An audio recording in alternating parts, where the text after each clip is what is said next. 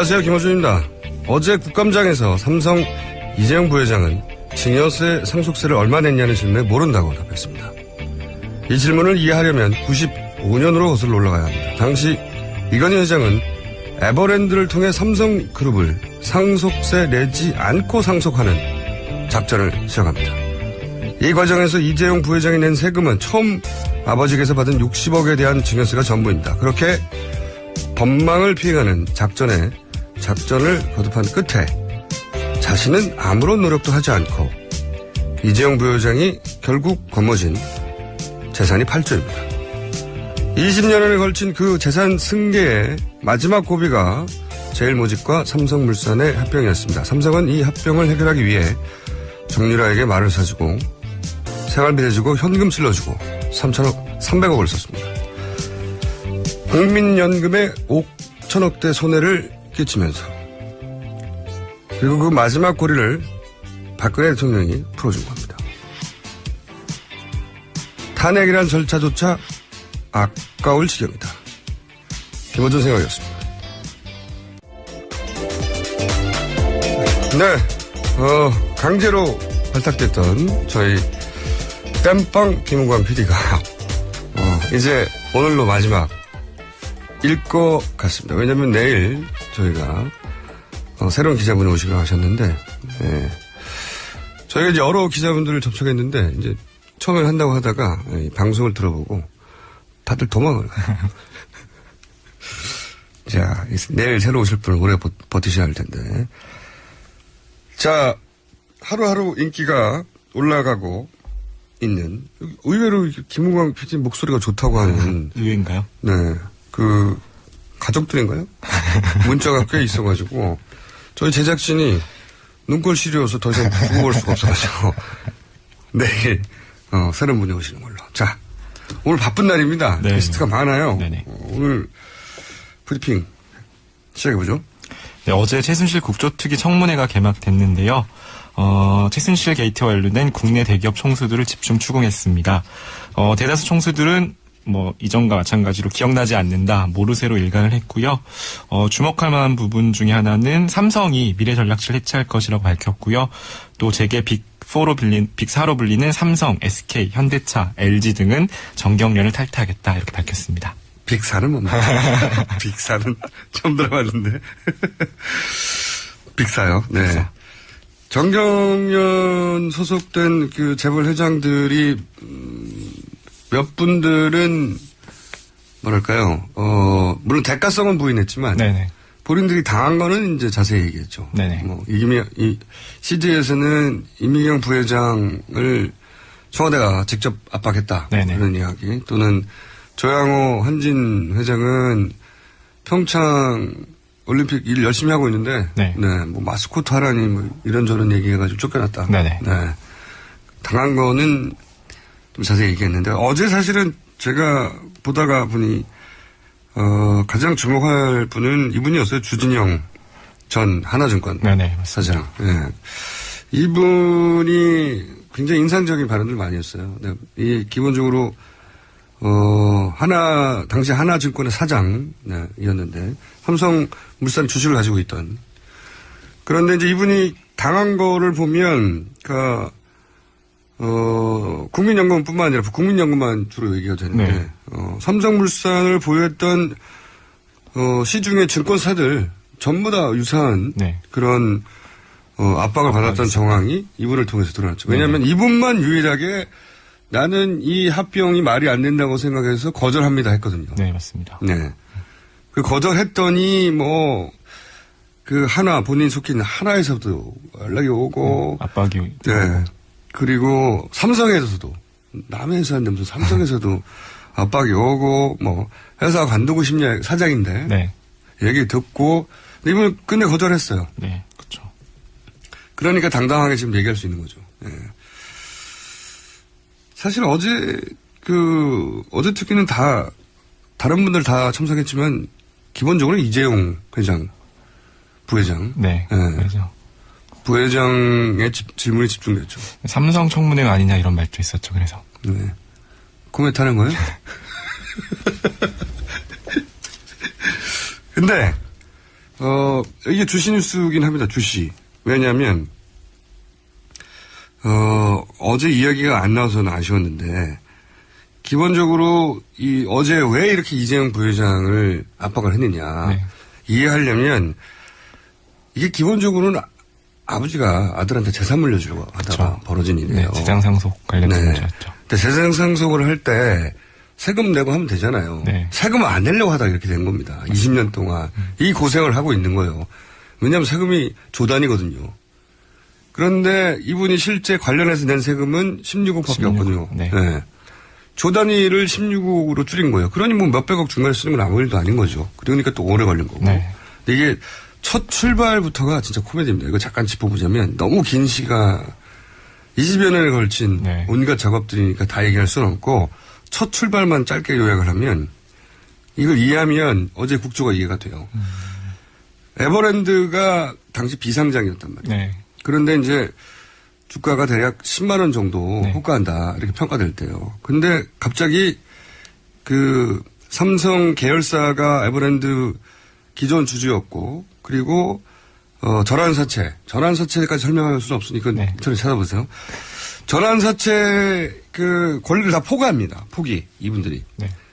그러면서 이재용 당시 전무였던가요? 이분이 7,700원에 이걸 다 사드려요. 네. 10만 원에 사야 할 거를 7,700원에 사는 거예요. 전환사태 12를 말씀하시는 네네. 거죠? 그러니까 왜 그럴 수 있었냐면 기존의 삼성 혹은 계열사 혹은 관련자 주주들이 다 포기를 합니다. 난 안 사. 이 말이 안 되는 거잖아요. 10만 원짜리를 7,000원에 사면 막 득달같이 달려들어야 되는데 다른 사람은 아무도 안 사요. 아무도 안 사고 다 몰아줍니다. 이재용 네. 씨에게.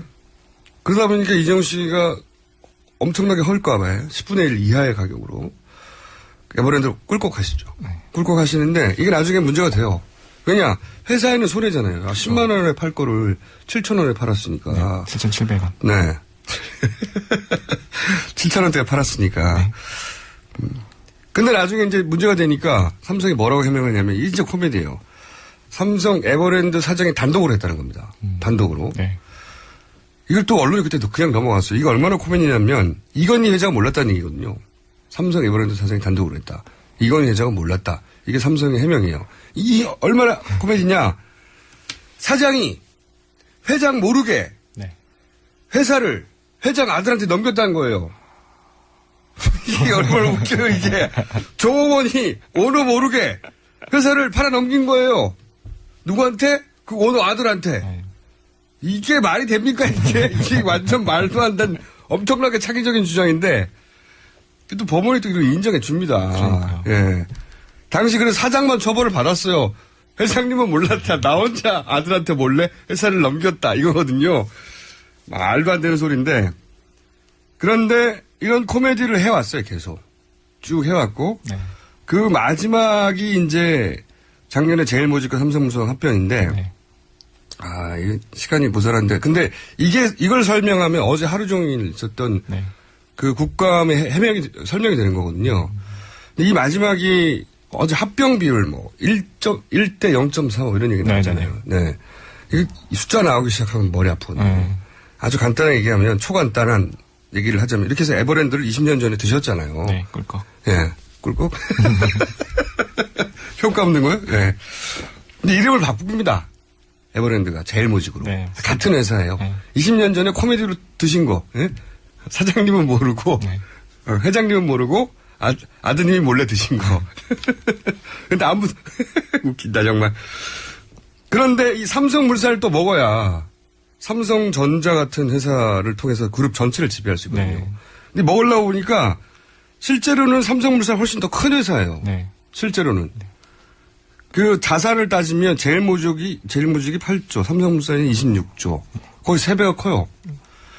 부채를 뺀 자본도 제일모직이 4조, 삼성물산이 13조. 네. 삼성물산이 3배가 큰 겁니다. 네. 대략. 네. 물론 자산 가치로만 회사 가치가 다 결정되지는 않지만 네.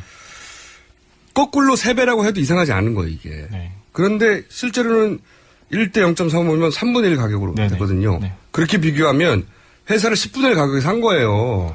그러네요. 이게 1대 0.35 이렇게 하면 느낌이 안 오잖아요. 이야, 이게 답답하네. 거의 10분의 1 가격으로 산 겁니다. 그런데 여기에 또 꼼수가 하나 있어요. 이걸 왜 지적 안 하나 모르겠는데 이렇게 하려면 법이 받쳐줘야 되거든요. 삼성이 잘하는 게 본인들이 유리하게 법을 바꾸는 거예요. 그때 무슨 법을 바꿨냐면 자본시장법이라는 걸 바꿉니다. 네.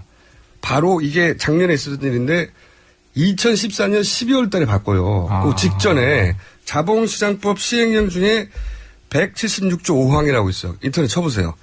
이게 뭐냐면 계열사 간에 합병할 때 네.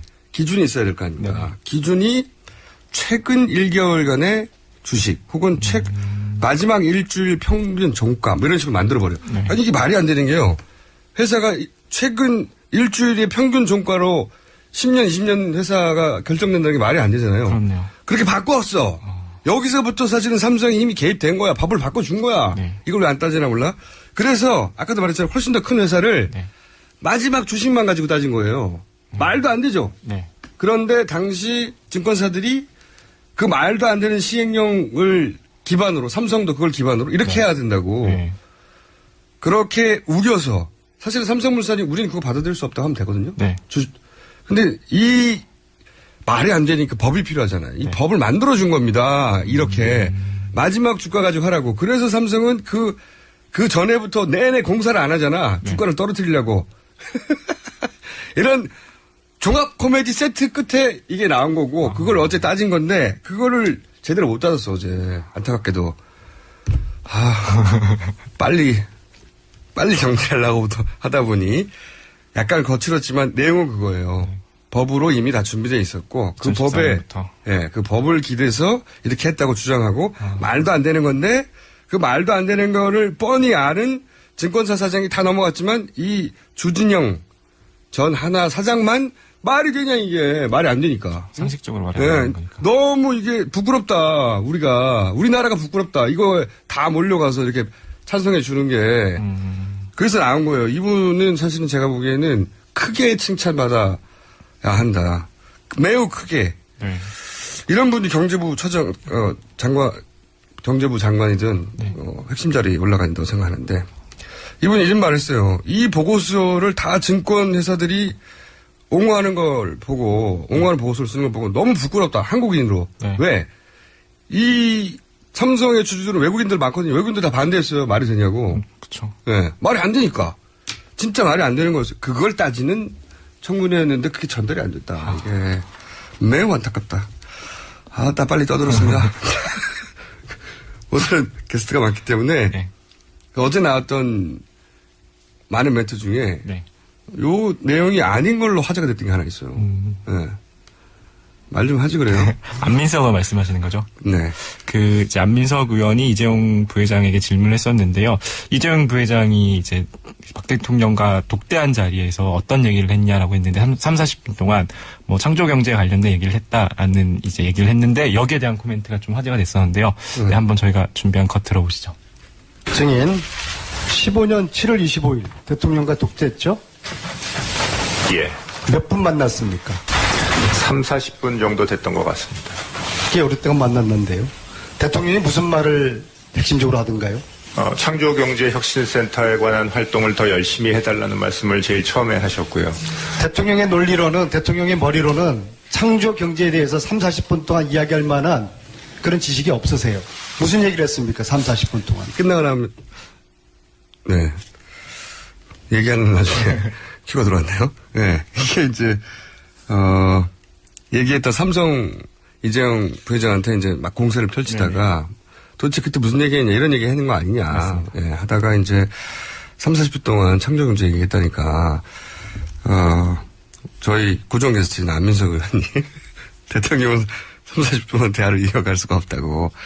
근데 이게 재밌는 게 여기에 대해서 간만에 새누리당이 반응을 했죠. 네. 네. 뭐라고 반응을 했습니까?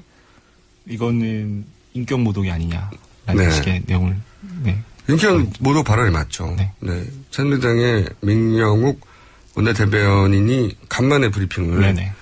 했는데 이게 인격 모독적 발언이 맞아요. 왜냐하면 사실을 적시해도 인격 모독이 될 수 있죠. 명예훼손이 되는 겁니다. 공부 못하는 학생한테 공부 못한다. 인격 모독이에요. 근데 이건 화낼 일이 아니고 제가 보기에는 30분 정도 기자들과 창조 경제에 대한 토론회를 네. 내일이라도 펼치시면 제가 보기엔 탄핵 가능성이 절반으로 줄어들 수도 있습니다. 그걸 하셔야 되는데 그건 안 하실 것 같죠? 네. 진행자가 게스트를 자꾸 가르치고 있네요. 뭐 그러면 어떻습니까? 그럴 수도 있는 거죠. 오늘 사실 어제 하루 종일 거의 모든 뉴스를 도배했던 이 청문회 관련해서 네. 핵심이 이거였다고 제가 좀 길게 설명을 드렸고 네. 다른 뉴스 짧게 짚어볼까요? 오늘 국회에서 두 번째 청문회가 열리는데요. 네. 최순실 일가가 박근혜 대통령 연설문, 국회회의 의사결정, 공직 인사 등에 관여했는지를 두고 여야 의원들의 공세가 이어질 것으로 보이는데요. 김기춘 전 대통령 비서실장이 출석 의사를 밝히면서 질문이 집중될 것으로 보입니다.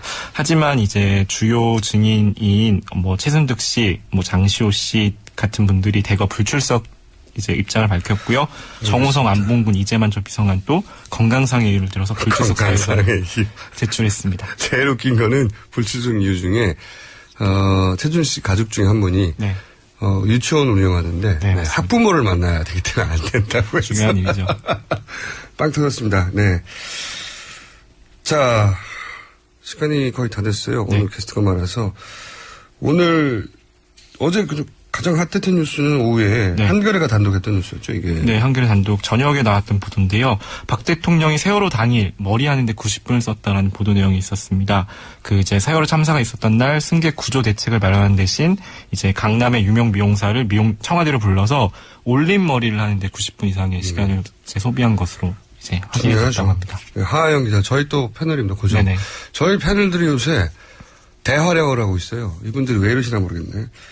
직접 나와서 네. 이 취재 후기 말씀해 주실 거고 SBS도 관련해서 단독을 했죠. 그 유사한 뉴스인데 한 가지 더 추가됐죠. 네. 대통령이 흐트러진 머리를 연출했다라는 내용인데요.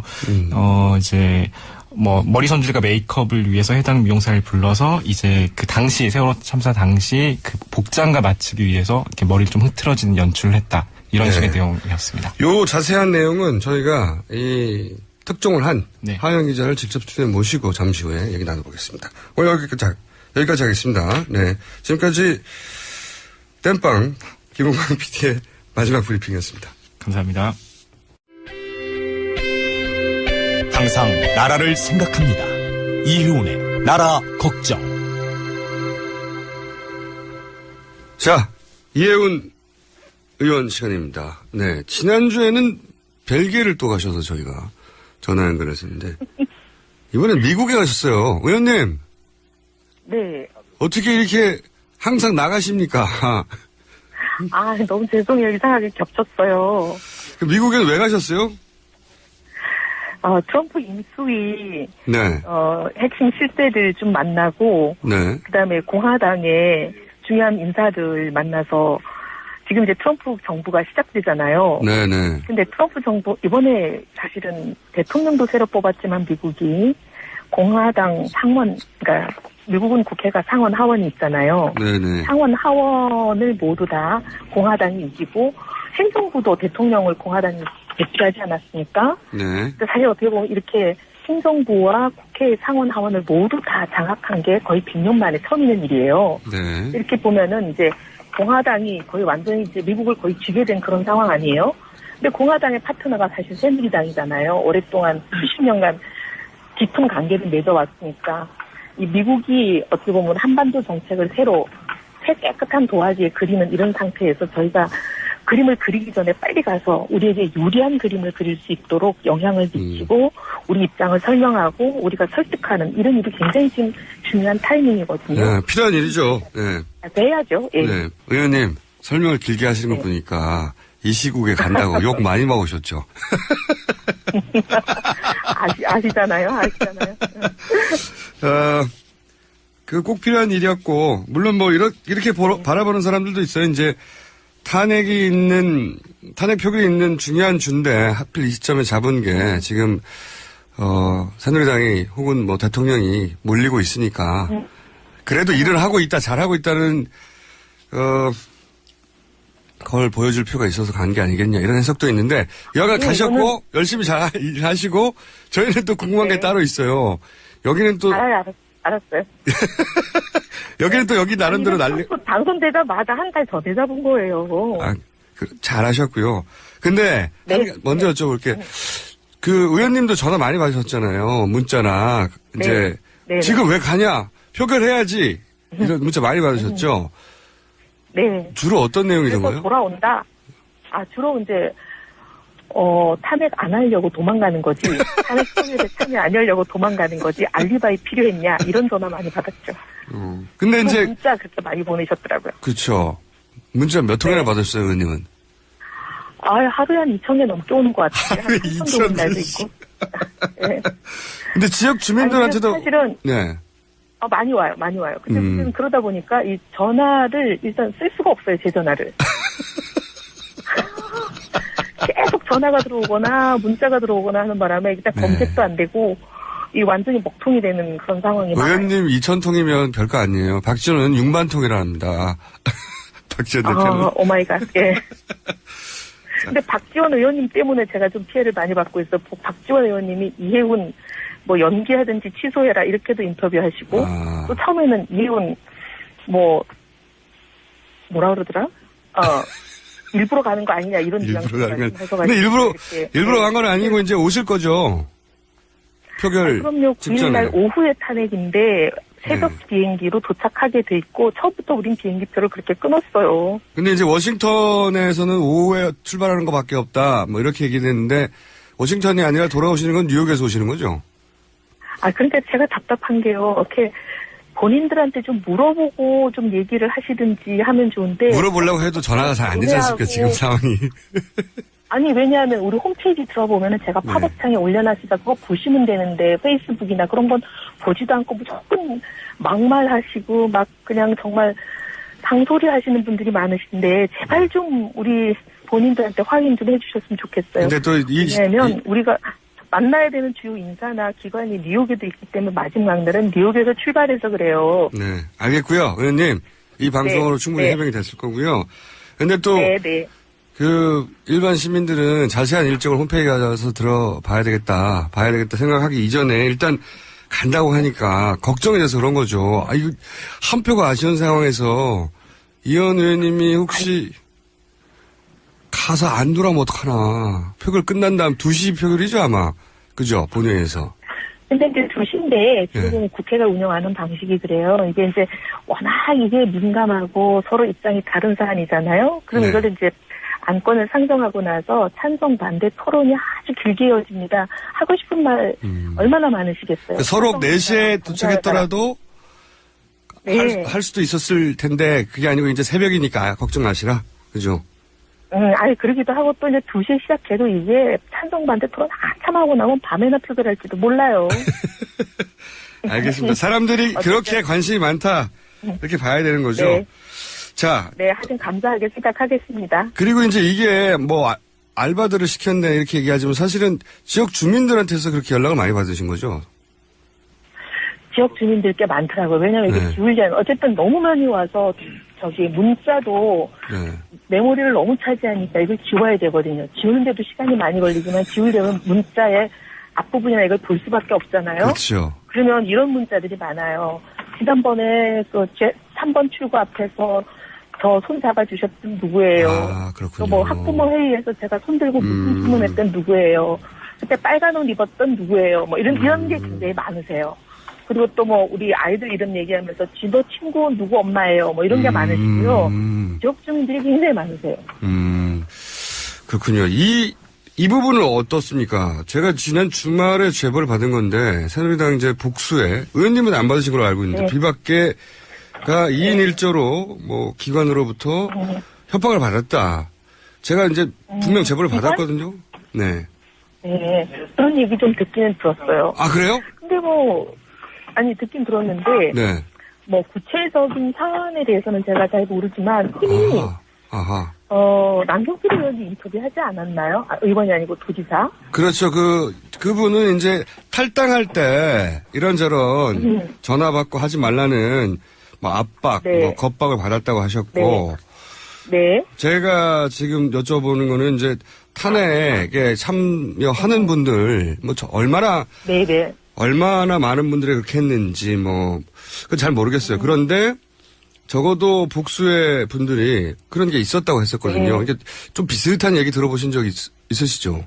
네, 제가 직접 받진 않았지만 그런 얘기를 하시는 분들은 제가 좀 듣기는 했어요. 아, 그래요? 좀 구체적으로는 어떤 이야기를 하던가요? 그러니까 누군가 와가지고, 탄핵. 전화 얘기를 들었는데요. 왔다는 얘기는 못 들었고요. 전화도 얘기 전화를 받았다는 얘기는 들었어요. 예. 그래요? 그냥. 전화를 해서 이제 어떻게 보면은 공개가 되면 불법이라기보다는 좀 망신이 될 수 있는 그런 사안들에 대해서 은근히 알고 있다고 얘기하는 그런 전화를 받았다고 제가 들었어요. 예. 그게 이제 직접 찾아왔다고 말하기 곤란해서 전화를 받았다고 했을 수도 있고 실제로 전화를 받았을 수도 있고 그런 거네요. 말하자면. 예. 하여튼 저는 찾아왔다는 얘기는 저는 못 들었고 전화 받았다는 얘기는 좀 들었습니다. 예. 몇 분들에게 그냥. 예.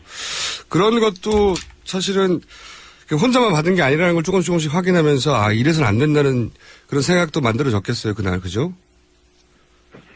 그렇겠죠. 네. 근데 저한테는 어떤 분이 전화를 하셨는데 그런 건 없었고 그냥 박근혜 대통령 좀 생각하면 그렇게 탄핵하고 그러면 안 되지 않겠냐 이렇게 이제 해결할까? 달랜달까? 읍소랄까? 의원님은 워낙 확고하니까요. 해봐야 별 소용이 없으니까. 예. 예, 그러셨겠죠. 여하간 전화 받았다고 했지만 그게 실제 전화인지 직접 찾아왔는지는 구체적인 몰라도 여하간 그런 식의 압박이 좀 있긴 있었다. 네. 그러니까 본인한테는 불리하거나 부끄럽거나 알려지기 싫어할 만한 이야기를 들고서. 네. 근데 그중에 이제 예를 들면, 불법인 그런 것도 있긴 있겠죠. 근데 저한테 얘기를 할 때는 본인이 불법이다 얘기를 하기가 곤란하죠. 네. 그냥 불법이라고 얘기 안 하시고 좀 망신스러운 일이라고 얘기하셨을 수 있겠죠. 망신스러운 개인적인 일을 어떻게 알겠습니까? 다른 사람들이. 그러니까. 네. 그게 주로 사정기관의 정보겠죠, 그렇겠죠. 예. 예. 의원님, 오늘 인터뷰 참 도움이 크게 됩니다. 왜냐하면 어떤 분들 이거를 인정을 공개적으로 안 하셔가지고 근데 이제 의원님 전해 들은 얘기인 거죠? 전해 들은 이야기. 네.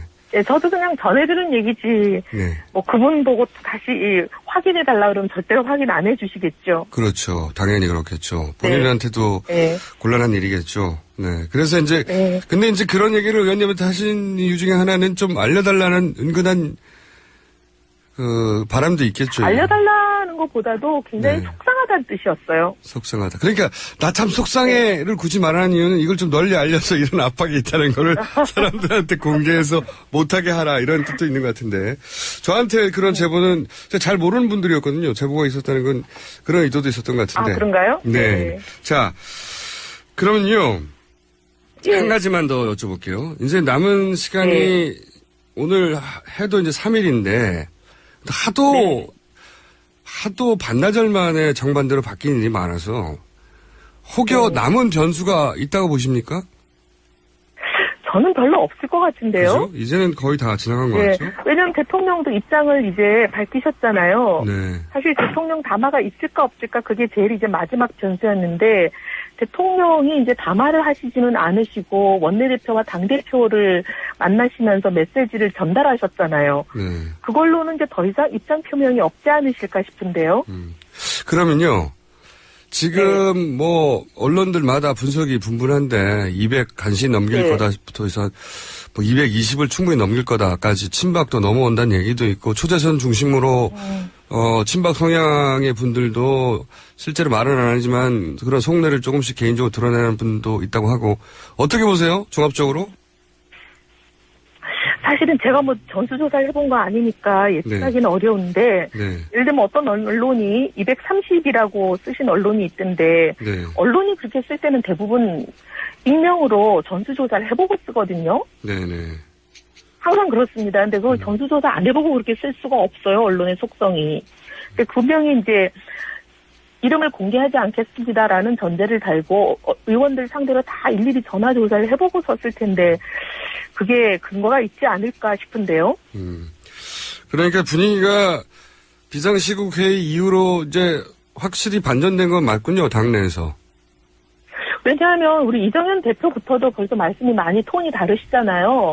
그때는 사실 5천만 명 중에서 절대 안 변할 거라고 생각했던 마지막 분이신데 그분이 변했으면 다 변했다고 봐야 되는 거 아닐까요? 그러니까 수 파악하고 분위기 파악하고 그래서 이제 장지진다는 발언을 철회하신 건 거죠? 근데 이제 그걸 갖고 너무 비난할 필요는 없을 것 같아요, 저는. 저는 비난한 생각은 없고요. 이분의 발언을 하지 안 변할 것 같은, 예. 이분의 발언을 바로 밑으로 바라보자면 네네. 이분이 감지한 당내 분위기가 이제 바뀌었구나 이렇게 읽는 거죠. 예. 예, 그러니까 5천만 명 중에 제일 마지막에 변할 것 같은 분이 이 정도 좀 달라지고 온도 차이를 보이면 그보다 먼저 변할 걸로 예상되는 다른 사람들은 얼마나 변했겠냐 이렇게 생각할 수 있는 거 아닐까요? 그렇게 생각이 되고요. 마지막 질문입니다. 만약에 이렇게 해서 표결 처리가 돼서 박근혜 대통령이 탄핵이 되면 물론 이제 헌재 판결까지도 몇 달 남았지만 새누리당의 분위기는 어떻게 될까요? 새누리당은 이게 분당으로 갈까요? 물론 의원님은 혼자 결정하실 수 없는 일이긴 한데 전망을 해보자면. 근데 이제 지금 보면 국민 여론 따라가고 있잖아요, 정치가. 그럴 수밖에 없죠. 순서가 좀 거꾸로 됐죠. 정치가 국민들을 이렇게 선도하는 그런 지금 모습이 아니고 국민들이 정치를 끌고 가고 계시잖아요, 여론이. 네. 이런 상황이라면 지금 친박하고 비박 간의 갈등으로 지금 당이 내용을 겪는 건데 국민들은 지금 보면 친박이 문제가 있다라고 지금 심판을 하시는 거잖아요. 그럼 당도 결국은 국민 여론 따라가지 않겠냐라고 생각을 할 수밖에 없지 않을까요? 거기에 분당도 포함됩니까? 당도, 예. 분당도 포함되는 거예요? 아니면 지도부의 교체 정도입니까? 예, 그 정도로 당도 결국은 여론이 결론을 내려주시는 대로 매듭이 지어질 것 같아요. 결국은 그러면 당 안에 결국 수많은 사람들 중에서 특히 이번에 이제 원인 제공자라고 보이는 일부 몇 분들이 뒤로 가시고 그리고 전면적으로 내세워지는 어떻게 보면은 그동안 친박계에 의해서 내쳐지고 교체되고 했던 사람들 어떻게 보면 개혁 세력이죠. 개혁 세력이었기 때문에 그동안 친박들이 내쳤던 사람들 이런 사람들이 전면에 등장하면서 일종의 재창당의 수준 원점에서부터 다시 시작하는 그런 수준으로 당이 가지 않겠냐 생각이 듭니다. 알겠습니다. 오늘 말씀 감사합니다. 네, 감사합니다. 네, 지금까지 새누리당 이혜훈 의원이었습니다. 자, 하영 기자 나왔습니다. 어제 인터넷을 뒤흔드는 단독을 해가지고. 네. 하영 기자, 오늘 무척 자랑스러운 눈빛으로 맞은편에 앉아 있습니다. 안녕하세요. 네, 안녕하세요. 한겨레 하호영 기자입니다. 네. 박 대통령의 7시간 중에 최소한 1시간 반을 최초로 확인한, 제가 항상 그랬었거든요. 사실은 별게 아닐 가능성이 높다. 네. 이때까지 국정농단의 수준도 보면 대단히 사소하다. 일상적이고요. 일상적이고 어처구니 없을 수 있다. 이런 얘기를 계속 해왔는데, 그 중에 이제 90분 확인한 거잖아요. 네. 그러니까 420분 중에 90분이니까요. 네. 아직 멀었죠.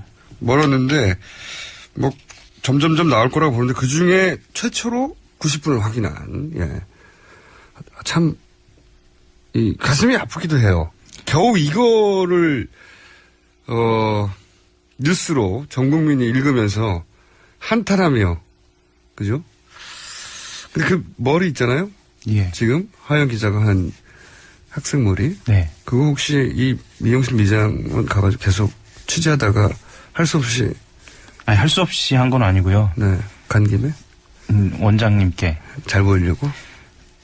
일단은 취재 대상하고의 친밀성을 위해서 머리를 깎았어요. 머리를 예약을 해서 했습니다. 그 원장님에게 한 머리를 하고 지금 앉아 계십니다. 그 머리가 그런 스타일이구나. 예. 그 원장님께 맡긴 거예요, 그게 머리를? 저한테 잘 어울리는 머리 해달라고? 예, 요즘 강남에서 제일 유행하는 스타일입니다. 청담동에서요. 초등학교 3학년 정도의 뉘앙스인데, 머리가. 어쨌든, 몇 번 만났어요, 그 원장님하고는? 한 일주일 가까운 기간 동안에 하루에 3번에서 4번 정도 만난 건 아니고요. 대면을 했죠. 일단 기본적으로 원장님께서 말씀 안 해주시니까. 처음에는 당연히 말 안 하죠. 네, 그러니까 첫 만남에서 그러니까 머리를 깎으면서 대화한 거 말고는 예, 대화한 거 말고는 네. 중간에 한번 그리고 마지막 날 제가 인사드리겠다 이제 떠나겠다라고 했을 때 한번 이렇게 2번 정도 길게 얘기를 하고요. 나머지는 주로 제가 그냥 질문을 던지면 원장님이 좀 웃고 마시고 그냥 내라고 짧게 대답하시고 뭐 이 정도였습니다. 본인이 구체적으로 길게 설명하기는 곤란하고 매우 곤란한. 예, 그렇죠. 그렇겠죠. 근데 이제 본인이 여러 가지 20개가 비슷한 거죠. 예. 핀트가 안 맞는 질문이면 뭐 대답은 안 할 것이고 예. 그 중에서 핵심을 찌르는 질문은 또 곤란해 하다가 어떤 경우에는 뭐 내하기도 하고. 그리고 그 미용 일을 하시는 분으로서는 사실은 직분에 충실한 거였을 수도 있으니까 본인은 그렇죠. 그분은 잘못이 없어요. 잘못이 없습니다. 네, 대통령이 직접 오라고 해서 머리를 하라고 예. 해서 머리를 했을 뿐이지 이분은 잘못이 없어요. 근데 이제 예. 본인의 반론에 그걸 또 따라서 분명하게 제가 말씀을 드렸고요. 네, 근데 본인에 따라서는 엄청난 파장이 올 수 있으니까 예. 그러니까 이제 곤란했겠죠. 근데 이제 그런데 처음에는 머리를 맡기면서 네. 본인은 그 원장님의 신뢰를 얻었고 네. 얼마 했어요? 제가 결혼할 때 이후에 청담동에서 2번째 했는데요. 네. 2자릿수 주고한 건 처음입니다. 회사에서 경비 처리해줬나요? 아직입니다. 꼭 신청을 하려고 합니다. 예. 네. 어느 정도 성과가 있어서요. 예. 밝혀진 게 이제 좀 설명해 주시죠. 어떤 걸 밝혔는지. 이제 확인한 것만 예, 얘기하는 확인한 거죠? 것만 확인한 말씀드리면요. 정오 즈음에 청와대에서 미용사에게 연락이 갑니다. 정오 연락이 즈음에. 가고요. 예. 예, 정오 즈음에 연락이 가고 그 다음에 미용사는 들어가서 일단 대기를 합니다. 그리고 강남의 청담동에서요. 종로구에 있는 청와대까지 일단 한 40분에서 좀 밀리면 1시간 정도 걸리죠. 네. 그 시간 동안 이동한 시간이 있고요.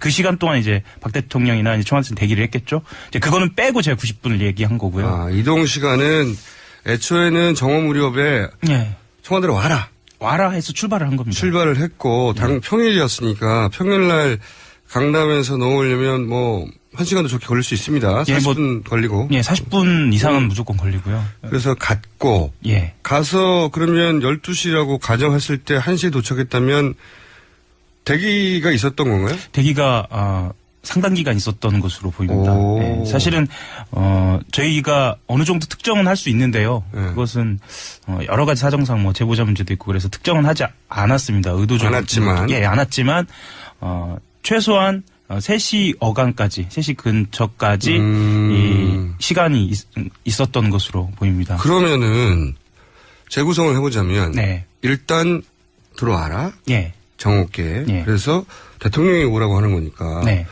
당연히 뭐 그 기구들을 챙겨가지고 미용 도구들을 챙겨서 갔을 것이고. 그렇죠. 그래서 최대한 빨리 갔을 테니까 뭐 1시 어간에 도착을 했고. 예. 그런데 그 원장 얘기로는 한 2시간은 한 3시까지는 대기했다. 원장 얘기는 아니고요. 예, 원장 얘기는 아니고 어쨌거나 분명하게 말씀을 드릴 수 있는 건 제가 그 미용사께 1시간 반 머리를 한 것에 대해서 기사를 쓰겠다라고 이야기를 하니까 네라고 대답을 했거든요. 제가 왜 1시간 반이라고 말씀을 드리냐면요. 보통 흔히 결혼식 할 때 혼주머리라고 하거든요. 네. 예, 어르신들 머리 이렇게 위로 말아 올리는 그 네. 올림머리요. 그거를 하는데 오핀이 아니죠. 머리핀이 네. 많게는 한 수십 개가 꽂히거든요. 아, 그 머리 하는데. 예. 그래요? 예. 네. 근데 이제 기술자의 역량이나 아니면 정성에 따라서 어떤 분은 1시간 반 이상이 걸리기도 하고 어떤 분은 1시간에서 1시간 반 정도 걸리기도 하고 기본적으로 1시간 정도 걸리는 머리입니다. 그 머리가 어려운 머리군요. 그냥 얼핏 보기에는 그 박 대통령 머리가 그냥 만진 드라이만 한 머리 같은데요. 그러지 않고요. 1시간 이상. 전문가들의 얘기로는. 네, 그리고 그렇습니다. 이분은 이제 단골이었다고 하니 숙련됐지만 예. 어느 정도 1시간 반 정도라고 물어보니 네라고 했다는 거죠. 예. 그리고 이분은 숙련된 것하고 무관하게 굉장히 이 자기 이 헤어스타일에 꼼꼼한. 대해서 자부심이 있어서 굉장히 꼼꼼합니다. 흔히 숏컷으로는 우리나라에서 가장 잘하는, 물론 이제 올림머리도 했지만 그렇게 잘하는 유명합니다. 분이 하하영 기자를 이렇게 했다는 것은 하하영 기자 얼굴의 문제네요. 자, 어쨌든 핵심은 그거네요. 네. 불러서 갔는데 네. 대기했다는 거네요. 그렇죠. 네. 이 여기서 추정될 수 있는 것은 사실은 청와대에 없었다고 상정할 만. 왜냐면 지금 대통령이 그 수석들과 회의하고 있어서 못 나온 게 아니잖아요. 수석들하고는 아무도 회의를 하지 않았기 때문에 불러서 들어갔는데 본인이 상당 시간 대기하고 있어서 그래서 그 다음에 나왔다면 대기 시간 동안은 청와대에 없었다고 추정할 만한 강력하게 정황 중에 하나네요. 저는 모든 가능성을 열어놓고 있습니다. 예를 들면 그 당시에 점심시간이었거든요. 박 대통령이 점심시간을 굉장히 길게 갖는 것으로 유명합니다. 예, 그래서 점심시간이라는 가능성도 있고요. 또 서면 보고를 받았을 가능성도 있고요. 그 사이에. 예, 그리고 어쨌든 네, 여러 가능성을. 모든 가능성을 열어두되 확인한 것은 그 대기 시간이 길었다는 거. 뭐 길었다기보다 대기 시간이 충분히 있었다. 예, 이 정도는 말씀드릴 수 충분히 있습니다. 있었다. 그리고 SBS가 아마도 이제 하영 기자 취재하는 거를 따라 붙은 것 같은데 이분들도 나름의 단독을 했어요. 예. 이분들 SBS 단독의 내용은 이제 하영 기자는 본인이 이제 직접 미용실 원장으로부터 확인한 네. 90여 분 네. 그리고 대기 네. 정오께 갔다. 요거라면 SBS 보도의 뉘앙스는 두 가지인데 하나는 그 전에 머리를 한번 했다. 오전에. 네, 오전에 저도 네. 봤습니다. 예. 오전에 한번 했다는 거 하나 하고 그리고 나서 두 번째 지금 하영 기자가 단독을 처음으로 했던 머리는 그러면 이 SBS 보도에 따르자면 두 번째 머리가 되는 거죠. 그렇죠. 오후에 한 두 번째 머리에 다소 부수해서 네. 그 전문가들 사이에 미용하는 전문가들 사이에 네. 저 머리는 그 최종적으로 세팅한 머리가 아니다 이런 얘기가 나왔잖아요. 네. 그런데- 원래 그랬습니다. 예. 네. 그런데 이야기는 부수수하게 보이도록 만든 거다 일부러. 예. 네, 왜냐하면 이제 그 달려가야 되니까. 예. 중앙안전재난대책본부에 가야 대책본부에 하니까. 예. 가야 되는데 사실 그 작업복 비슷한 예. 그 복장으로 가야 되는데 너무 정갈한 머리가 어울리지 않으니 약간 흐트러지게 연출을 했다. 네. 의도적으로. 그 합쳐보면 말이죠. 네. 만약에 SBS 지금 기자가 없기 때문에 네. 확인할 수는 없는데 합쳐보면 이걸 취재를 사실로 전제하고 오전에 머리를 한 번 하고 그죠? 그리고 네. 나서 오후에 머리를 한 번 더 했고 그런데 중간에는 오라고 해서 기다렸다. 그리고 나서 두 번째 머리는 약간 흐트러지게 일부러 연출한 것이다. 요 정도로 종합되거든요. 네. 물론 여기에 수많은 가능성이 존재할 수 있는데 그 안에서 서면을 너무 열심히 읽어서 네. 머리하러 온 분이 왔는데도 대기하게 만들었다도 있을 수 있고요. 예. 그렇죠? 또 뭐 혹 제기하는 뭐 미용과 관련된 시술 예. 때문에 시간이 걸렸다. 예. 내부에서 예. 이렇게 가능성을 따져볼 수도 있는데 또 한 가지는 아예 관내에 없었다 청와대. 예. 예, 이런 가능성을 따져볼 수 있는데 그때 왜 헬기 얘기 나왔지 않습니까? 헬기? 예. 그때 저랑 말씀하시면서 예. 굉장히 세게 주장하셨죠. 헬기 확인해 봐야 된다고. 근데 예. 저희가 그날 한 방송을 듣고 청와대 인근에 사시는 주민 한 분으로부터 전화가 왔어요. 제보 전화가. 어떤 제보 전화가 왔냐면 예. 물론 이것은 기억에 의존한 거라는 걸 전제하는 겁니다. 예. 확인할 수 있는 문서나 뭐 사진이나 없어요. 없는데 저희가 받은 제보 전화의 내용은 이겁니다. 주변에 사는데 그런데 당일날 헬기가 뜬 것은 맞다. 물론 그분은 대통령이 거기 탔는지 안 탔는지 몰라요. 그렇죠. 뜬 거는 맞다. 맞는데 그러면 당일날인지 어떻게 기억하냐 우리가 물어봤을 거 아닙니까? 네. 그랬더니 시간이 지금 끝나가고 있네요. 중요한 대목에서 할 수 없습니다. 3부에 이어서 갑자기 원래 2부에 끝내려고 했는데 가장 중요한 대목에서 네, 저희가 2부의 인터뷰 도중 시간이 부족해 끊어졌던 하영 기자는 잠시 후 양지열 변호사 코너에 게스트로 출연합니다. 잠시 기다려주시고요. 3부 시간입니다. 청문회 보신 분들 많죠? 네, 더불어민주당 도정환 의원 연결해서 청문회 좀 짚어보겠습니다. 안녕하세요, 의원님. 네, 안녕하세요. 네. 어제 많은 재벌 총수들이 나왔지만 사실상 이재용 삼성 부회장한테 질문이 집중됐지 않습니까? 그렇습니다. 네. 어제 대부분 모른다거나 아니라고 부인했는데 어제 청문회를 통해서 그나마 밝혀진 내용을 정리하면 어떻습니까? 밝혀진 내용 첫 번째는 전경련을 해체하겠다는 약속을 한 거. 그리고 이재용 회장이 삼성 미래전략실을 해체하겠다, 없애겠다 이렇게 답변한 거. 그다음에 한화도 정유라한테 말을 8억 3천만 원어치 말을 구입해 줬다는 거. 그다음에 삼성 한화가 한화증권에 대한 삼성물산 합병 찬성을 종용하고 압박했다는 거. 추진영 전 대표의 발언에서 확인된 거. 또 CJ에서 차은택이 창조혁신센터 자리를 요구했으나 거절했다고 손경식 회장이 발언한 것. 이런 것들이 새롭게 밝혀진 내용이라고 하겠습니다. 근데 사실 어제 집중된 관심의 정도나 재벌 총수가 다 나왔던 것에 비교하자면 사실 밝혀진 게 그렇게 많지는 않습니다. 그죠? 밝혀지는 게 더 많으려면 이 국조가 수사권이라든가 뭐 압수수색할 수 있는 권한 같은 게 있으면 더 많이 밝힐 수 있지만 그런 권한은 없거든요. 그것이 좀 한계라고 할 수 있죠. 특히 이제 이 부분이 대단히 인상적이었던 부분인데 어제 뭐라고 하셨냐면 삼성물산과 제일모직이 합병한 그러니까 이재용 부회장한테 집중적으로 물어봤던 그 내용인데 합병안이 가결된 날이 마침 최순실 씨가 자금을 빼돌린다고 의심받는 BDX 스포츠 설립된 날과 일치한다 이렇게 말씀하셨지 않습니까? BDX 스포츠의 전신인 마인즈 999라는 이 페이퍼 컴퍼니가 설립된 날을 하고 같은 날이에요.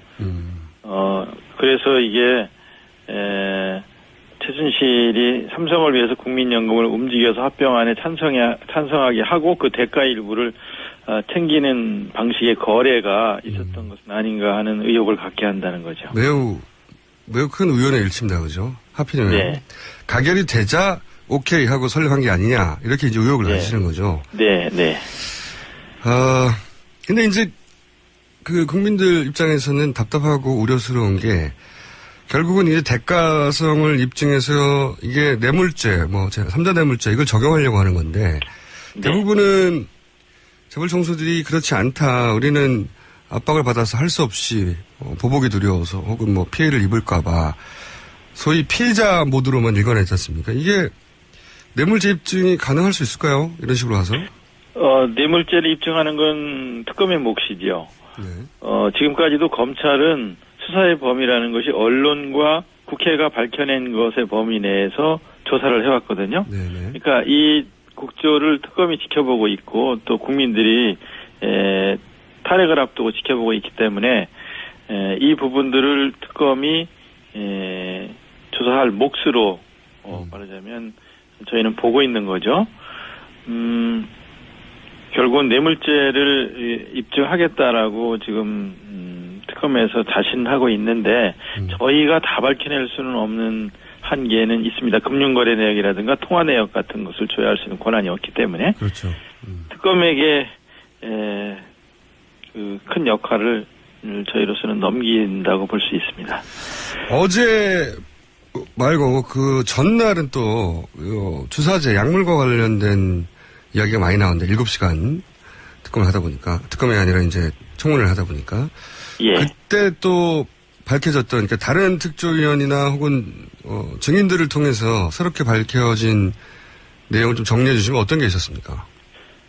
제일 중요한 거가 이제 태반 주사라든가 또 마늘 주사 우리가 이름도 처음 들어보는 이런 주사들을 이거 사가지고 청와대 직원들을 위해서 한 거다라고 말을 했는데 의무실장이 마지막 후반부에 끝나갈 무렵쯤에 누구에게 처방을 한 거냐라고 추궁했더니 결국은 이제 대통령에게 처방했다라고 밝힌 점이 제일 중요한 점이었어요. 장제원 의원과 그리고 도정환 의원님 두 분이 사실은 이거를 확인하고 못 박았죠, 어제.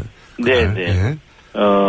뭐 다른 직원에게도 처방한 게 있느냐? 처음에는 직원 포함해서 대통령 포함 직원들까지 처방했다라고 했지만 계속되는 추궁에 결국은 실제로 처방한 것은 대통령에게 처방했다는 것이었고, 만약에 이런 것들을 일반 직원에게도 처방한다면 국민 세금으로 청와대 직원들이 이렇게 특혜를 누리면서 호화로운 생활을 하는 거냐라는 이제 질문이었는데, 그러다 보니까 대통령에게 처방한 것이다라고 결국은 답변을 했고요.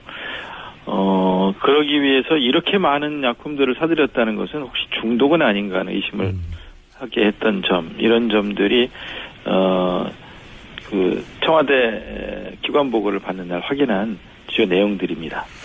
알겠습니다. 직접 청와대 관계자로부터 처음으로 인정받은 거죠, 그 내용은. 그렇습니다. 네, 그게 지금까지 구체적인 성과로는 가장 큰 성과인 것 같은데, 그런데 이제 그 초반에 잠깐 말씀하셨지만 이 청문회가 강제적인 명령 권한이 없다 보니까 거부할 경우에 혹은 뭐 강제 수사권도 없고 하다 보니까 한계가 있다, 이런 말씀하셨는데, 또 어제 우병우 전 민정수석이 어디 있는지 몰랐다, 계속 보도 나오다가 어디 있는지 특정해가지고 이제 기자들도 가고 그 또 동행 명령권 발부도 요청하고 했는데 그 이후 어떻게 됐습니까? 상황을 좀 정리해 주시죠. 그 안에 계속 있으면서 수령을 거부하는 걸로 보입니다. 장모 집에 있다는 제보를 내부에서 받았는데요. 그래서 이제 긴급히 위원장에 동행 명령권 발부를 요청을 했고, 그래서 국회 특위 입법조사관하고 경호기획관실 직원이 김장자 회장 자택을 방문해서 출석 요구서를 전달하려고 했는데, 이제 그 경비원에게 입구에서부터 진입을 제지당했는데, 또 경찰관 5명을 또 함께 동원해서 이걸 전달하기 위해서 노력을 했지만 우 수석이 끝내 이제 그 안에서 모습을 보이지 않으면서 경비원이 대리 수령하는 선에서 특위 직원들은 돌아왔거든요. 아, 그래요? 경찰이 가도 그게 안 되는 겁니까? 그 안을 열고 들어갈 수는 없죠. 그 안에 있지만 그걸 열고 들어가서 뭐 강제로 체포하거나 할 수는 없어요. 다만 국회는 이렇게 출석 요구서를 받지 않는 비겁한 방법으로 참석을 이제 국회 출석을 거부하고 있는데, 국회가 할 수 있는 것은 국회법에 의하면 3년 이하의 징역 1천만 원 이하의 벌금에 처할 수 있거든요. 근데 대개 끝까지 안 나오고 벌금을 내는 형태로 버티고 있기 때문에 이게 좀 한계이긴 합니다. 이런 증인들이 되게 안 나오려고 하는 것은 국회가 사회적으로 큰 갈등의 문제를 공론회장, 공공회장으로 끌어내서 공론화, 사회화 하는 힘을 갖고 있는 건데, 이걸 두려워하는 거거든요. 대개 권력은 이 갈등을 보이지 않는 곳에서 은밀하게 처리하고 해결해 오고 있지요. 그런데 이제 말하자면 정윤의 문건 뭐 관련된 최경희에게 이게 네가 다 안고 가라 이렇게 해서 자살하게 한다든가 이런 방식으로 지금까지 처리해온 것들을 공론의 장으로 끌어내서 이 문제를 이 엄청난 갈등의 문제나 비리의 문제나 이런 것들을 국민들이 보는 앞에서 해결하려고 하는 것을 두려워하는 거죠. 그래서 이제 안 나오는 건데, 그것을 강제하는 수단이 뭐 이런 한계를 갖고 있고 좀 약하다 보니까 이 맹점을 이용하면서 버티고 있는 거죠. 그러면 이 기회에 이 청문회 관련 규정들을 대폭 강화해야 되겠네요. 강화할 수 있는 것은 이제 여야 합의로 이 국회법을 고치는 건데, 지금 있는 3년 이하의 징역 또는 1천만 원 이하의 벌금 이상에 다른 어떤 조치 같은 것들을 강제할 수 있는 조치 같은 것들을 좀 명문화했으면 좋겠다는 생각이 있습니다. 뭐 그게 안 되다 보니까 사실은 이미 수감돼 있는 최순실 씨 혹은 장시호 씨 이분은 어디 가 있는 것도 아니고 숨어 있는 것도 아니고 수감돼 있는데도 결국은 국회가 못 불러지지 않았습니까? 끝까지 변호인을 통해서 출석하지 않겠다라고 하면 이제 법무부나 검찰의 협조를 얻어서 강제 구인을 해야 하는데 네. 또 이것 역시 한계는 있지요. 그렇군요. 이게 뭐 법무부가 지금 어쨌든 현 정권 하에 법무부니까 협조해줄 리는 없을 것 같고 그러니까 행정부가 협조해주지 않다더라도 의회가 강제할 수 있도록 이 제도가 강화돼야 되는 건 틀림없네요. 네, 그렇습니다. 알겠습니다. 다만 이제 차은택, 김종 나오지 않을 것으로 예상했던 증인들이 나오겠다고 하고 김기춘도 나오겠다고 하니까 네. 나온 증인들을 대상으로 일단 청문회를 진행을 하면서 동시에 나오지 않고 있는 핵심 최순실을 불러내는 방법을 위원장이 어떻게든 강구해 보겠다 마지막까지 여러 가지 방법을 동원해 보겠다라고 하고 있어서 네. 일단 다 포기하고 있는 건 아닙니다 아직. 그렇군요. 최순실 청문회인데 최순실이 없는 말이 안 되는 그렇습니다. 거니까요. 예. 네. 최소한 최순실 씨 정도는 나와야. 나라를 이지경으로 만든 가장 큰 책임이 최순실, 박근혜 두 사람한테 있고 특히 지금 최순실에 대해서 국민들이 갖고 있는 많은 의혹들이 있기 때문에 최순실이 꼭 나와야 되는데 버티고 있습니다 지금. 그렇군요. 지금은 어쩔 수 없다 하더라도 관련 규정은 반드시 강화돼야 되는 것 같고 연결한 김에 한두 가지 더 여쭤보겠습니다. 네. 교문위의 간사를 맡고 계시기 때문에 최근에 이제 워낙 큰 문제들이 많이 나와서 국정교과서 문제는 2, 3일 정도 언론에 보도되다가 다시 잠잠한 편인데 그런데 이제 물론 아예 국정교과서 자체를 인정하지 않는다고 하는 교육감들의 입장 표명이 나왔긴 한데 실제로 뭐가 문제가 되느냐 따졌을 때 원래 원본에 봤더니 박근혜 대통령 사진이 또 있더라. 그런데 최순실 게이트 이후에 삭제된 거다. 이런 의혹이 제기됐거든요. 이게 네. 이 의혹이 사실 근거한 겁니까? 원고본, 개고본을 확인해서 지금 제기하는 문제고요. 네. 지금 현장조사 검토본이 나오기 전에 처음으로 집필한 원고본이 있고요. 네. 그 원고를 다시 한번 손본 개고본이 있고 지금 현장 검토본이 있는데 이런 과정을 거쳐서 이제 나중에 교과서 텍스트가 확정이 되게 되는데요. 이 처음 집필했던 필자들의 원고본, 개고본에 보면은 이런 사진들이 실려 있거든요. 그러니까 박근혜 교과서라고 하는 이유가 이런 데 있는 거고 박정희를 위한 박근혜 교과서다. 또는 이거는 정말 박정희 교과서다. 이렇게 말을 하는 거가 사진뿐만 아니라 분량에 있어서도 전체적으로 400페이지에서 315페이지로 줄었는데도 현대사 분량이 줄지 않은 것은 박정희 대통령 기술 부분이 많이 늘어나 때문이고요. 박정희라는 이름이 23번 정도 언급이 됩니다. 김구 선생 그러면 5번 정도 보통 이렇게 역사적인 인물이 언급되고 기술되는 숫자 비교하면 굉장히 많이 언급을 하고 있는 건데 반대로 독재 또 유신독재 독재 체제를 설명할 때는 주어가 박정희라는 주어가 빠진 곳이 6군데나 되는 형태로 만들었기 때문에 그래서 이건 박정희 대통령을 미화하는 부분이 굉장히 많이 강화된 그런 교과서라고 얘기하는 겁니다. 만약에 이 최순실 게이트가 없었다면 사실 원고본에 담긴 그런 방향성대로 밀고 나갔겠군요, 당연히. 그렇습니다. 네. 이 최순실 게이트가 생기니까 급하게 이제 여러 수정이 있었고 그러면서 애초 원고본에는 위안부 문제나 뭐 일본 관계도 많이 삭제됐다면서요? 많이 약화되고 또 제대로 반영하지 않고 이런 것들이 뭐 곳곳에서 확인이 되고 있고요. 그러니까 이게 아마 12.28 그 합의 때문에 영향을 받아서 위안부 기술 같은 데도 그냥 애매하게 기술하거나 여러 나라 여성들이 일본군 위안부로 동원되어 피해를 당하였다는 식으로 하거나 뭐 이렇게 하려고 했던 것들이 보여져서 참 이게 국가가 이런 식으로 학생들에게 기술해서 가르치면 안 되는데 하는 걱정을 하는 겁니다.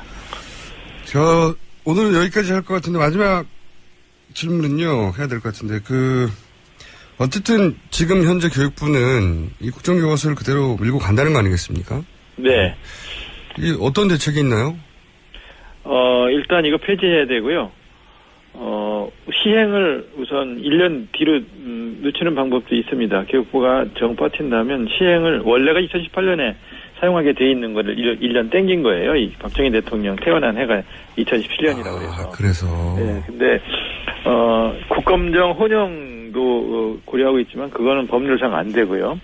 국정을 폐지하는 게 가장 정답이라고 생각을 하고 여기에 초점을 맞춰서 지금 특위를 만들어서 이것도 대응하고 있습니다. 알겠습니다. 그럼 이제 저희가 탄핵 국면이 지나가면 다시 한번 집중적으로 다뤄보도록 하겠습니다. 오늘 말씀 감사합니다. 네, 고맙습니다. 네, 지금까지 더불어민주당 도종환 의원이었습니다. 네, 법대 갑시다. 양지열 변호사님 시간인데 오늘은 양지열 변호사님이 주인공이 아닙니다. 지금 뭐 하시고 계시냐면 하영 기자하고 저희가 2부에서 특종 얘기하다가 시간이 부족해서 끊겼어요. 근데 이제 이미 코너들이 다 세팅되어 있었기 때문에 시간이 없어서 별로 안 중요한 양지열 변호사님 시간에 언제나 악마라면서요. 일단 인사하시고 안녕하십니까. 네, 안녕하십니까. 네, 양지열 변호사님 뭘 하고 계시냐면 지금 휴대폰으로 사람들이 하도 하영 기자의 머리를 궁금해해서 휴대폰으로 페이스북 라이브 방송을 하고 있습니다. 지금 현재 생중계되고 있어요. 보이는 라디오를 양지열 변호사님이 하영 기자의 머리를 중심으로 지금 촬영하고 있으니 인터넷에서 페이스북 들어가셔서 하시는 분들은 양지열 혹은 하영 이런 검색을 치시면 하영 기자의 저 비싼 머리를 확인할 수 있습니다. 자, 제가 최초로 시도하는 건데 네. 일단 마무리를 해보죠. 예. 제가 어디까지 얘기했냐면 일단 한겨레 하영 기자의 단독 특종은 정옥계 예. 정옥계의 미용사가 연락을 받고 달려갔고 예. 대략 1시간 남짓한 시간에 도착을 했고 예. 그런데 좀 대기하라고 해서 네. 대략 2-5시간이 될 것 같은 정도의 네. 시간을 대기했고 그래서 뭐 대기했다기보다 올린 머리를 1시간까지 합쳐서 그 정도의 시간이 걸리지 않았을까 보는 거죠. 네. 머리를 했다는 건 대략 3시 정도 했다는 거잖아요. 지금. 아닙니다. 저희가 봤을 때는 3시에 즈음까지 머리를 완성한 것으로 저희는 판단하고 그렇군요. 있거든요. 예. 그래서 가서 약간 대기하다가 90여 분 정도 네. 소요되어 머리를 했다. 그래서 처음으로 7시간 중에 누구와 함께 있었는지가 밝혀졌다. 예. 누구와 함께 90분 정도 있었는지. 무엇을 했는지. 예. 예. 근데 여기서 이제 연락을 받고 달려갔는데 좀 기다렸다. 예. 예. 그러면 청와대 내에 없었나? 아니면 청와대 내에 있는데 문서를 읽느라 바빴나? 뭐 이런 얘기도 했었고. 그런데 이제 SBS가 이어서 또 특종을 하나 했습니다. 예. SBS 취재를 사실이라고 전제하고 예. 얘기를 하자면 오전에 머리를 한 번 더 했고. 예. 네. 그리고 두 번째 한겨레 특종은 화영 기자의 특종은 그 SBS 보도가 사실이라는 전제하에서는 두 번째 머리를 하는 것이고 예. 여기서 추가적으로 나온 것이 그 머리가 대책본부의 작업복을 입고 달려가야 하는 상황이었기 때문에 약간 일부러 흐트러뜨렸다. 일종의 맞춤형 올림머리. 그렇죠. 예. 너무 깔끔하면 상황에 맞지 않아서 그렇게 연출하였다. 네. 여기까지예요. 네. 근데 저희가 제보받은 것 중에 하나는 계속해서 없었을 수도 있는 가능성에 대해서 모색해보자라고 네. 하다가 나온 아이디어 중에 하나가 헬기로 가면 이 이동 시간들이 대단히 단축되니까 네. 그 청와대 내에 있지 않은 가능성은 헬기를 이용하면 확인하면 훨씬 구체적이 된다. 이런데 이제 방송을 듣고 제보가 왔어요. 예. 인근에 사시는 분인데 자기가 듣기로. 네. 자기가 듣기로는 한 달에 한두 번 정도 헬기가 뜨는데 당일날 헬기가 뜬 걸로 기억한다. 우리가 어떻게 아느냐? 되물었죠. 그랬더니 당연히 이제 세월호 생중계를 뭐 전국민이 다 봤으니까 보고 있었고 근데 헬기가 뜨길래 평상시하고는 다르게 날짜를 기억하는 이유가 뭐냐면 지금 사태가 저렇게 돼서 팽목항으로 헬기가 달려가는구나 이렇게 생각을 했대요. 그래서 기억이 나는 거다. 그 헬기하고 연결해서. 그런 다음에 이제 그런데 본인이 생각하기에 팽목항으로 갔다면 시간이 꽤 걸렸어야 그렇죠. 될 것 같고 그랬을 것 같은데 헬기가 생각보다 훨씬 이른 시간에 돌아왔다. 네. 본인이 기억하기에는 뭐 서너 시간 네. 이 정도. 물론 이거 다 기억입니다. 기억인데 저희가 주목한 부분은 뭐냐면 헷갈리지 않았을 거라고 생각하는 주목하는 부분은 두세 시간에 만에 돌아왔다든가 이거는 저희가 확인할 수 없지만 두 번을 들었대요. 갔다 왔다. 예. 두 번을 들었다 하나 하고 또 하나는 TV를 보고 있는데 갔기 때문에 팽목항으로 가는구나 생각했다는 거. 네. 요 기억은 사실은 굉장히 구체적이란 말이죠. 예. 예, 시간이 지나도 시간이나 뭐 다른 건 잊어버려도 이렇게 연관해서 했던 기억이라 상당히 구체적이다 이렇게 생각했는데 이걸 다 합쳐보죠. 그러면 어떤 시나리오가 가능할까요? 물론 그 헬기에 안 탔을 수도 있고요. 그 기억이 잘못됐을 수도 있습니다. 합쳐보면 근데 이런 시나리오 가능하지 않습니까? 오전에 머리를 하고 잠시 어디를 가셨다가 사고가 나가지고 이제 뭐 연락이 오고 네. 계속 전화가 오고 계속 전화를 했겠죠. 당연히. 네. 예, 급하다고 전화를 하니까 일단 미용실에 연락해서 그러면 먼저 가 있어라 하고 헬기를 타고 돌아온 시간이 대기하는 시간이었고 도착해서는 아무래도 이제 대책본부에 가야 되니 머리를 평소하고 좀 다르게 약간 흐트러뜨려 다오. 이렇게 생각할까요? 제가 오전 상황에 대해서는 그 확정적으로 말씀드리긴 좀 그건 어려울 것 SBS 같습니다. 부분이니까. 예. 네. 근데 오후 부분에 있어서는 어쨌거나 그 시간 동안 그러니까 1시간 반의 시간 동안 머리를 한 것은 분명하니까 네. 뭐 오전 상황과는 좀 다른 태도였다라고 정도는 저희도 판단할 수는 있을 것 같습니다. 그러니까 오전 상황이 어땠던 간에 오후에는 외부 일정을 나가려고 했다. 그게 오전에 외부에 나가 들어왔거나 아니면 관저에 있었거나 뭐 그거는 좀 지난주인가요? 저기 진행자하고 같이 토론했던 것처럼 그건 견해가 아직도 좀 갈릴 것 같습니다. 그러니까 관내에 있었을 수도 있고요. 네. 그리고 나갔을 수도 있고 두 가지 가능성이 다 가능한 거죠. 예. 네. 그러니까 그 지금 물론 의원실에서 청와대에서는 청와대에서는 머리를 한 건 맞지만 부인할 수 없죠 이제는. 예. 맞지만 그것도 말한 적이 없어 이때까지는. 네. 그 시간 동안 다 계속 보고받았다는 얘기만 했지 미용사가 와서 시간을 20분이라고 이제 했거든요. 지금 청와대에서는 90분이 아니라 20분을 썼다라고 얘기를 하고 외부인의 출입이 없었다라고 이야기를 했다가 그렇죠. 처음으로 지금 이 미용사의 존재를 계약직으로 당연히 출입직은 갖고 들어오는 사람이다라는 표현을 쓰면서 외부인이 아닌 것처럼. 그러니까 외부인이 아닌 것처럼 이렇게 표현을 하면서 이제 해명을 했습니다. 처음으로 왜냐하면 당일날 외부인도 없었고. 네. 네. 다른 사람 출입이 없었다고 했다가 처음으로 이제 한겨레가 이렇게 특종을 하니까 그 사람은 외부인이 아니라서 말을 안 한 것처럼 마치. 예. 그리고 그 7시간 설명할 때 그러면 예를 들어서 뭐 대통령이 당연히 외출 전에 치장을 해야 되니까 예. 뭐 한 20-30분은 걸렸다. 이것도 해명이 없었거든요. 그래서 저는 이제 그 미국이나 유럽 기준으로 뭘 하자는 걸 별로 좋아하진 않는데 사실 오바마 대통령 기준으로 한다고 하면 거기는 분단위 공개를 하거든요. 일본도 그래요. 예, 네. 뭐 일본도 마찬가지고요. 네. 그래서 이번 기회에 그러면 20분 동안 그 머리를 했다라고 하면 분단위로 쪼개서 어떻게 동선을 짰는지를 완벽하게 공개를 하자 이렇게 의견을 내는 것도 좋을 것 같습니다. 왜냐하면 대통령의 업무 시간은 사생활이 아니에요. 그렇죠. 자꾸 뭐 여성의 사생활 어쩌고 하는데 이거는 왜 다른 나라에서 웬만한 정상적인 국가들에서 분단위로 공개를 하냐면 대통령의 그 근무 시간은 모든 국민이 알 권리가 있는 겁니다. 예. 사생활이 아니에요, 지금. 그러니까 1분 단위로 공개하는 거거든요. 예, 그래서 보안 손님이라든가 이제 최근에 드러난 그런 단어들, 그러니까 굉장히 낯설었던 단어들이 있지 않습니까? 보안 손님. 예. 이런 존재라든지 이런 것들을 예를 들면 당연한 이야기인데요. 주출입문 포함해서 관저 출입문, 관저부에 있는 출입 기록까지 그리고 CCTV는 정말 남아있는지 포렌식은 가능한지까지 CCTV가 꼼꼼히 좀 따져볼 필요가 있을 것 같습니다. 완전히 삭제했죠. 그렇다고 저도 생각은 하고 있습니다. 이렇게 큰 문제인데. 예. 다만 이제 추정할 거리가 점점점 구체적으로 추정할 거리가 늘어나고 있고. 예. 저는 물론 이건 순전히 개인적인 추론이지만 지금까지 나왔던 여러 가지 조각 정보를 따져보자면 외출했을 가능성이 높다라고 생각이 들고 그중에 한 가능성 있는 목적지 중에 하나가 차원병원일 수도 있다라고 생각하는 것이 저희가 또 하나의 제보를 받은 게 있어요. 이것도 물론 기억에 의존하는 거기 때문에 확정할 수는 없습니다. 근데 대통령이 보통 등장하면 그 주변에 전파를 차단해서 통화가 안 된단 말이죠. 네. 근데 그 처음 건물 지하에 그 고급 식료품을 판매하는 마켓이 있습니다. 예. 네. 마트가 있어요.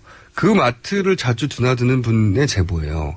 그런데 대통령이 이게 이제 확정할 수는 없고 제보 내용만 말씀드리면 대통령 취임 이후에 처음에 안 왔다고 했는데 네.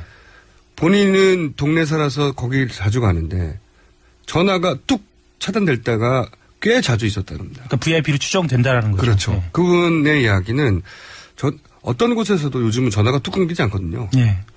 근데 이분은 그 지하에 드나들 때 뚝 전화 아무것도 안 되는 완전한 차단이 일어나고 그러면 왔나 보다 VIP가 이렇게 생각했던 기억이 대단히 많대요. 몇 회인지도 기억하지 않고 4월 16일 날 됐는지도 기억할 수 없지만 처음에 대통령 취임 이후에 그 전파를 차단하는 것으로 추정하건데 꽤 많이 왔었다. 이 대목도 사실은 취재해 볼 수 있는 대목이죠. 그렇죠. 그때 근무하는 분들한테.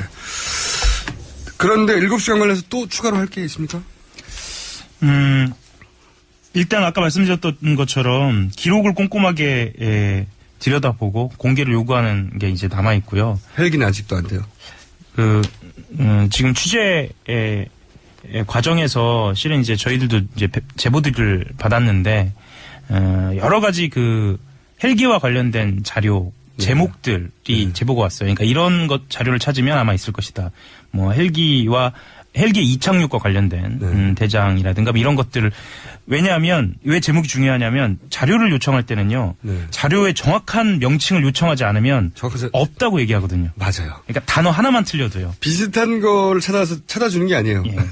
땡땡땡 대장, 땡땡땡 명부 이렇게 돼 있을 때 명부를 대장이라고 신청하면 없다라고 그냥 해버리거든요.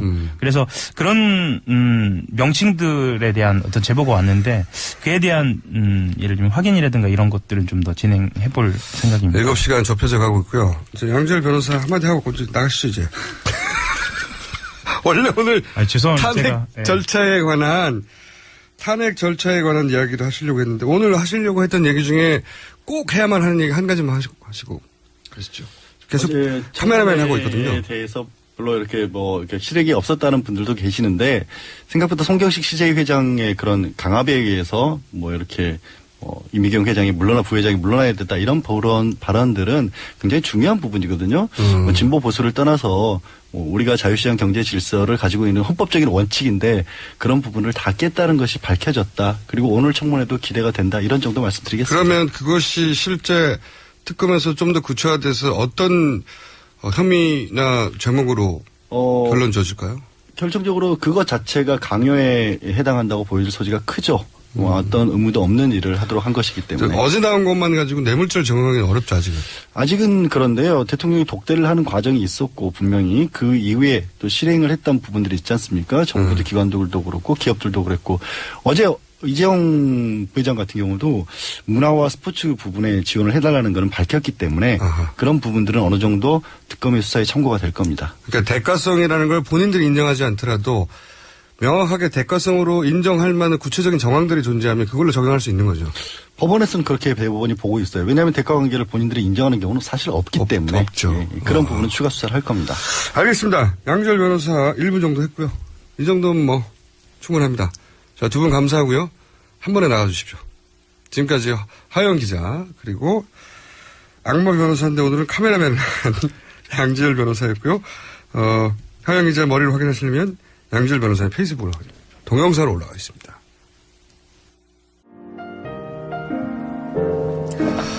이 페이스북 보시는 분이 많았군요. 미국에서 생방송으로 보니까 신기합니다. 하영 기자 머리가 궁금했는데 보여줘서 감사합니다. 신개념이네요. 라디오를 듣다가 갑자기 페이스북 라이브도 하고. 자, 그런 얘기고요. 김어준 백이 등장했답니다. 제보. 경기도 일산에 사시는 모 씨. 공장장의 장수를 지원하면서 뜨개질을 한 감사합니다. 여기까지입니다.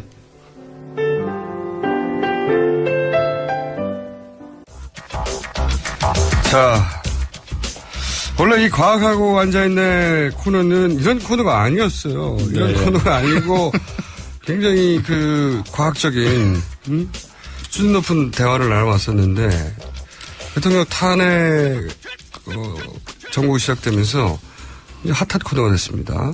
정치 개그 코너가 돼버렸죠. 과학 개그.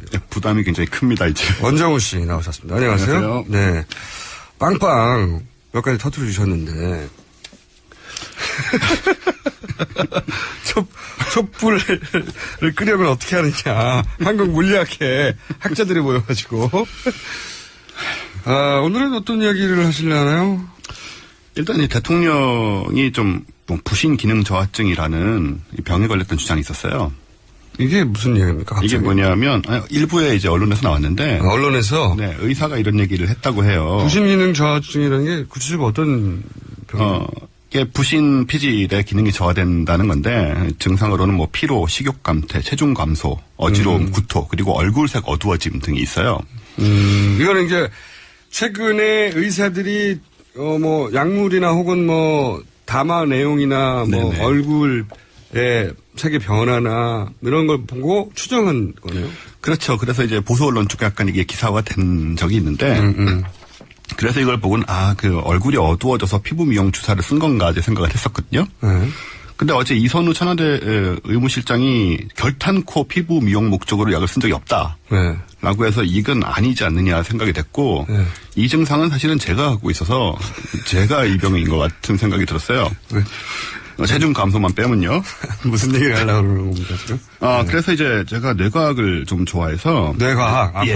과학으로 들어가야죠. 네, 뇌과학적으로 접근을 해봤습니다. 뇌과학적으로? 예, 지난 100년간 인간이 뇌에 대해서 이해하기 시작하면서 네. 별의별 상황들을 다 이제 알게 됐는데, 물론 제가 의사가 아니라서 진단을 내릴 수는 없습니다. 네. 하지만, 이런 경우는 아닐까 추정되는 바가 좀 있는 거예요. 뇌과학의 관점에서? 네네. 이 비슷한 증상들이 어제 청문회 나왔던 사람들도 함께 겪고 있는 것 같기도 하고요. 청문회 나왔던 사람들이 함께 겪는다. 재밌을 것 같아요. 뭡니까? 일단 실어증이라고 들어보셨죠? 실어증 들어봤죠. 네, 이 실어증이 일반적인 언어장애나 이제 막 물리적으로 말이 힘들어지는 질병과는 다르고요. 네. 구강구조나 발성기관은 아무 문제가 없는데도 말을 잘 못하는 경우를 말하는 겁니다. 그렇죠. 왜 드라마에서 보면 잘생긴 배우가 어쩌다가 멀쩡한데 말만 못하게 되는 경우가 있잖아요. 그렇죠. 단기 기억 상실이 걸리기도 하고. 예, 뭐 그런 식의 보통 상황들. 그게 지혈하면 출생의 비밀이 밝혀지죠. 네. 근데 그거는 이제 실어증이라기보다는 네. 심리적인 이유로 생기는 한묵증이라는 또 질환이 있어요. 한묵증, 말을 안 하게 되는 겁니다. 네네네. 정신적 충격으로. 네, 여기에 가까운 거고. 네. 제가 오늘 다룰 실어증은 뇌 좌측의 언어 중추 쪽에 문제가 생겨서 발생을 하는데 네. 이 베르니케 실어증이라는 겁니다. 베르니케. 네. 뭡니까 이게? 이 병을 발견한 독일의 의사 칼 베르니케 이름을 딴 건데 네. 실어증이라는 말이 주는 이미지와는 반대로 말을 아주 잘하는 게 특징입니다. 아, 그래요? 네. 병명에 실증이 붙긴 했지만 베르니케라고 하는 독일 의사가 밝혀낸 바에 의하면 이것도 같은 예를 들어 근원에 출발한 것이다. 네네. 정반도 말을 잘하게 되어버리는 거다. 말을 잘하게 되는데 이 증상이 아주 흥미롭죠. 어떻게 흥미롭습니까? 왜냐하면 굉장히 유창한데 네. 언어 이해와 관련된 문제가 생기는 겁니다. 언어 이해와. 예. 억양이나 발음도 정상이고 예. 말도 유창하게 하는데 좀 멀쩡해 보여요. 예. 근데 좀 듣다 보면 아무 의미도 없는 문장을 지어내서 하게 됩니다. 아무 의미도 없는 문장. 예. 그래서 듣는 사람들이 무슨 소리인지 전혀 이해할 수가 없게 되죠. 실제로 있는 병이고요. 실제로 있는 병. 네네. 네. 말이 앞뒤가 안 맞고 내용이 전달이 안 됩니다. 그래서 예를 들어서 뭐 누군가 독대를 하고도 네. 상대가 무슨 말인지 이해를 못하는 상황이 생길 수가 있고요. 어제 이재용 부회장이 30분 동안 독대하고 무슨 말 했냐 했더니 못 알아들었다고 했죠. 네, 특히 독특한 점이 뭐냐면 명사를 혼동하는 경우가 많습니다. 그래요? 예를 들어 뭐 이산화탄소를 이산화가스로 말한다던가 꿀벌을 벌꿀로 말한다던가 또 전화위복을 전화위기로 말하는 그런 케이스들이 있더라고요. 본인이 대통령직을 사직하겠습니다라고 네, 그 경우도 있죠. 한 적도 있습니다. 그러니까 명사의 문제가 많이 생기고 이런 경우에는 이 질환을 앓는 게 아닌지 의심해 볼만 하죠. 베르니케. 네. 실어증. 또 재미있는 부분은 이 환자들은 상대방이 하는 질문의 내용과 의도를 이해를 못해요. 그래서 공개적으로 예를 들어서 질문을 받고 즉석에서 답변을 하는 그런 행위를 할 수가 없습니다. 아, 이거 정확하게 맞아떨어지네요. 베르니키 훌륭한 분인데? 네, 그래서 상당히. 이분이 언제 쪽 분입니까? 지금 살아계신 분인가요? 아니요, 한 100년 가까이 됐는데. 아깝네요. 이분이 지금 오셨으면 바로 진단을 해주시면서 다 해결됐을 텐데, 우리 모든 궁금증이. 네, 뇌과학 초기에 이제 뇌 연구를 통해서 밝혀진 것 중에 하나인데, 이게 흔한 병은 아니지만, 실제로 걸릴 수 있는 병이기 때문에. 이거 어떤 경우에 이런 병을 앓게 된다는 겁니까? 대개 이제. 충격이라든가 아니면, 뇌의 상처라든가, 여러 가지 이유로. 심리적 충격이나. 네, 또 내부에서의 출혈이라든가. 물리적 충격이나. 타격이라든가. 뇌출혈. 여러 가지 이유로 발생할 수가 있는데. 뇌진탕 등등. 네네네. 근데 하여튼, 그 중에서, 실어증이라고 이름 붙여졌지만 네. 비슷한 부위가 다쳐서 그런가 보죠. 네. 그렇지만 말에 의미가 없고 예.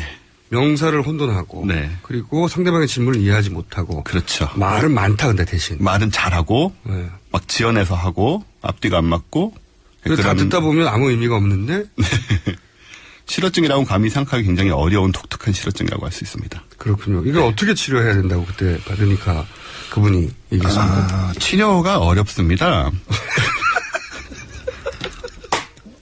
안타깝습니다. 이거 질병인데. 예, 완치는 어려운데 물론 모든 병이 그렇듯이 완화는 가능하죠. 완화다. 당시 이 베르니키 씨가 네. 성인지 이름인지 모르겠는데 베르니키 씨가 발견하고 나서 이것은 이렇게 하는 것이 가장 좋다. 진단까지 내렸나요? 진단은 못 내렸고요. 네. 그래서 제가 찾아보니까 진단이 찾아보니까 그 삼성 메디컬 센터의 자료가 있더라고요. 삼성 메디컬 센터에. 네. 네. 그 환자의 주변 환경에서 효율적인 의사소통을 할 수 있는 것이 제일 중요하다고 합니다. 주변에서 의사소통을 하도록 하는 게. 근데 이 소통 문제가 있으셨잖아요. 네. 그래서 그런 게 잘 이루어지지 않았기 때문에 병세가 더 악화된 경우가 아닌가. 문고리 3인방 잘못했네요. 네. 그래서 이제 이런 부분들이 잘 모르시고 네. 그 체크를 관리를 못 해주시는 그런 부분들이 있는 것 같아서 안타깝고요. 걱정이 많이 되고 있습니다. 지금 제가. 저도 걱정인데 그래서 이 실어증 이게 이 방송을 듣다가 내 주변에도 네. 이런 질환을 앓고 있는 분이 있다. 네. 또는 어제 방송에도 많이 나왔지만 청문회 나온 분들이 많이 앓고 있는데 이분들이 그러면 어떻게 해야 된다고 삼성 메디컬 센터에서는 얘기 나오던가요? 일단 의사소통의 연습을 많이 해야 되고요. 소통 연습. 네. 예, 제 생각이 아니고 삼성 메디컬 센터의 네. 충고이고. 전문가들 충고가. 네. 그리고 모든 질환이 그렇듯이 이 병을 앓는 환자의 경우는 좀 일단 모든 업무에서 손을 떼고 충분한 휴식을 취하는 것이 중요하다. 정확한 상황이네요. 쉬셔야 한다는 거예요. 네, 그렇습니다. 네. 본인 건강을 위해서라도. 퇴진하셔야 되겠는데? 전문가의 조언입니다. 의학적인 조언이고 정치적 조언이 아니라. 일단 건강이 중요하니까요. 그렇죠. 건강을 잃으면 무슨 소용이 있습니까, 다, 모든 게. 자, 오늘은 실어증에 대해서 알아봤을 테니까 지금까지, 과학 같은 소리 하나의 원정우 씨였습니다. 감사합니다. 이제 끝났군요. 네. 저는 오늘까지만 하겠다고 말할 뻔했네요. 네. 여기까지 하고 저는 물러갔다가 내일 다시 뵙겠습니다. 김어준이었습니다. 안녕.